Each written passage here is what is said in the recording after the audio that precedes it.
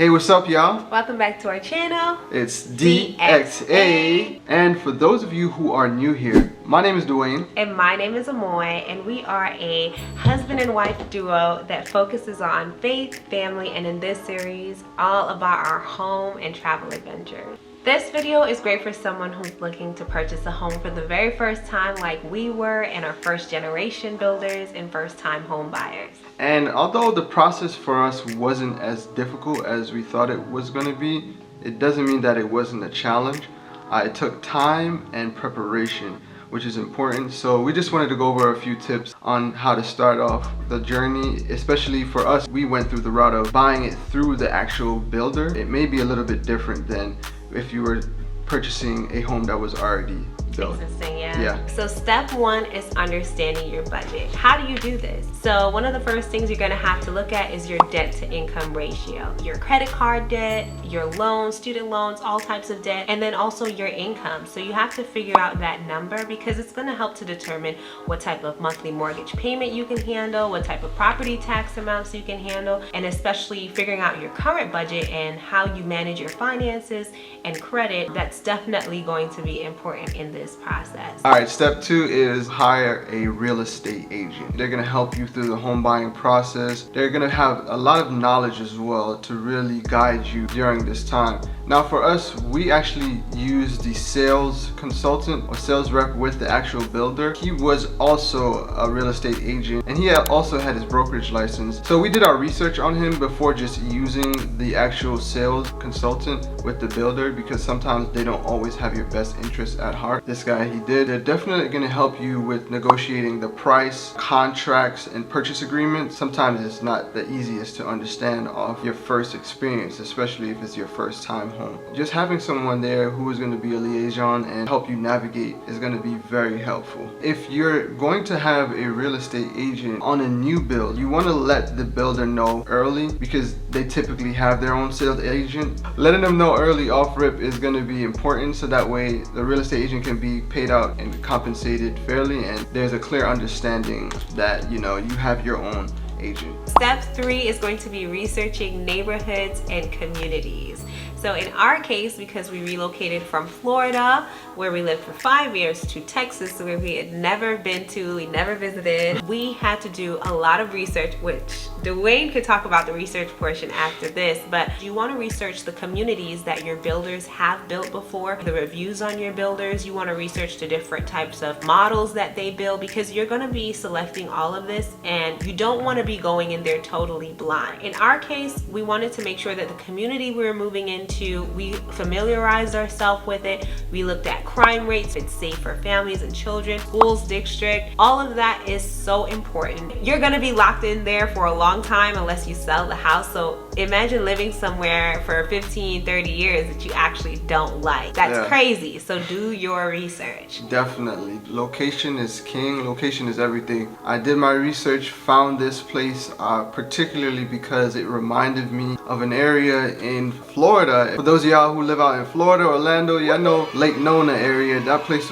it's still booming right now, but it was on the rise a few years ago. In the early development stage, I was just like, wow, I can see us living here. And how we were gonna buy there. Yeah, that's where we initially were planning to buy. Did my research again for Texas and saw the community that we live in now. Just the whole plan that they have. The neighborhood was good. The environment was a safe environment. And I was just like, I see the potential growth as well as the growth for your home to build equity. So that's why location is important. If it's someplace that's new and on the rise, well, do you see the potential that it will grow to where your home value will grow as well? Again, location, researching the neighborhood, the properties, and the communities is super, super, super, super important. All right, step four. So review floor plans and options. So I'm bringing it back to whether or not you're thinking long-term, staying in the house for the duration of the mortgage and it's your forever home, or if you're seeing it as an investment property. For us, we decided to do a 2-story home. We have the second floor, completely open floor concept. There's actually no bedrooms up here. It's just a big open den. Because it's just the two of us, we didn't want to have additional bedrooms yet. But again, thinking about a future, we made sure that we had plumbing pre-fixed up here, so that way if we would decide to build build out a bathroom, we can add bedrooms, that can be an addition. And let's say if you're wanting to do an Airbnb, the home floor plan model is separated where you have a detached part of the home, or if you have a bedroom that has its own entrance. Those are certain things that you kind of want to look into for yourself, and if you're also looking into it as an investment property. In addition to this, if you're trying to sell the home, you want to make sure the floor plan is very family oriented, family friendly, something that buyers, regardless of who they are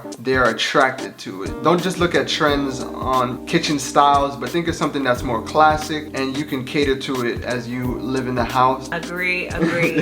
Step 5 is going to be finalizing on your lender. So our builder had a preferred lender. They knew the builder, they understood a lot of our needs, and it was just very easy to work with them. There were also incentives as well. Exactly. So that's how they, they target you on that, because again, you can find a lender with the anywhere, bank, with your bank, anywhere. But there's going to be certain incentives that you get from choosing the preferred lender through your builder. There's also benefits to choosing lenders through your bank as well as through credit unions. So I will say do your research on that as well. Our process was very seamless after we just chose to go with our builder's preferred lender. For some people, this will be their first step, right? They'll go out to their bank, see if they can get a pre-approval. What are they pre-approved for? The bank will probably pre-approve them for a certain amount or deny them. People use this as their first step to kind of gauge what they're going to be looking at to buy. For us, this was not our first step. Our first step was understanding our budget, understanding our finances. Then it was followed by everything else, doing our research and finding our property. So that can be at the top of your step or where it was for us, but it is still a very important step, and without the lender, you can't buy a house. Yeah, so without a pre-approval. Without a pre-approval, you can't do anything. So yeah. Step 6. Signing the purchase agreement. Funny story. We signed our purchase agreement without even seeing our land. So we put down earnest money. We had never even been to Texas. Yeah. God was like, this is where you want to sign it, send the money, and you're gonna be okay. Cause me and my paranoid self, guys, let Dwayne tell it, because I was just like, it was really hard for me to grasp the idea that we were purchasing a home or starting the process to purchase a home without never even visiting a state, never seeing the land, just fully trusting the leadership of my husband and God to just lead us and just be like, okay, well, we'll be all right. It's not a scam. Yeah. Because we've heard scam stories. Of course, we've heard them, seen them. Yeah. But no, it was a real deal and clearly a real house. So anyway. So we signed the purchase agreement. It tells us what we're purchasing, the terms of our sale. It includes the purchase price, financing information, and all of this you can read and go over with a lawyer, your realtor if you hired a realtor. And also at this time, we submitted our earnest money in the amount of $5,000. It basically showed our builders and our lender that we are serious about purchasing this house. This is what we're putting down on this house. That's why it's considered earnest money. I would definitely, suggest maybe going over your purchase agreement with someone who is knowledgeable in what you're signing. Make sure that your real estate agent, make sure you understand it. If you decide not to build with them, or if you want to take back your money at any point in time, typically they don't allow you to. Typically they don't allow you to, right? You'll lose that money. So yeah, it's important to look at those things to make sure, okay, well, if you give them your earnest money, and your pre-approval doesn't fall through, or you don't get approved, will you get it back? Will you get half of it back? Those are important things to look into. Step 7, there we go. Step 7.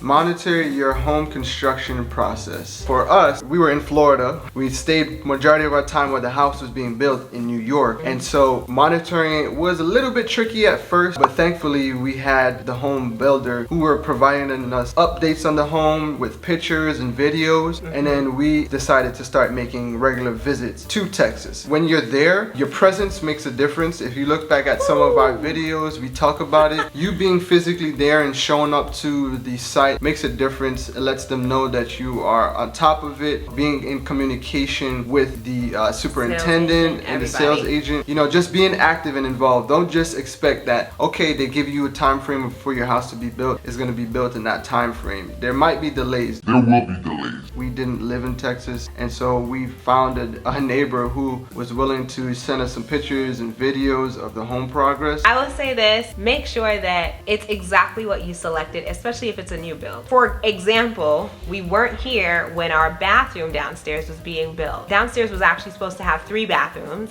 a half bath in the hallways for visitors, a full bath where our guest rooms are, and then our master bath. So in total, 2.5 baths. We only have 2 baths because someone messed up and didn't put the plumbing in the hallway where the half bath was supposed to be. And now it's just a storage closet, which we don't mind. Yeah, when they started to build that out, that was a mishap on their part, Yes. which happens, shouldn't happen. That's just one of those things where if we were here to catch it, maybe we could have caught it sooner before plumbing was already done and nothing can be fixed. Correct. So if you even live in the state, if you live out the state, it's still very important to monitor the progress of your house being built.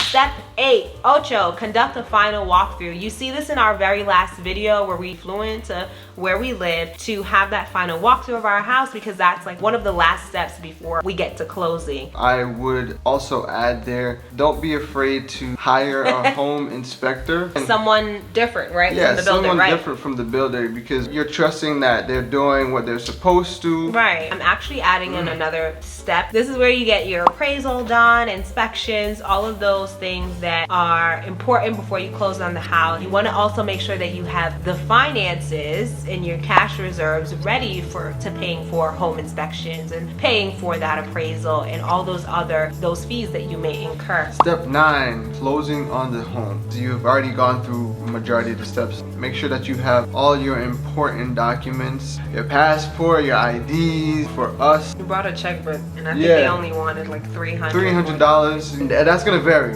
We had already wired any amount of money, like down payment, all of that was already done prior to our closing day. Yeah, at this point, underwriting is done.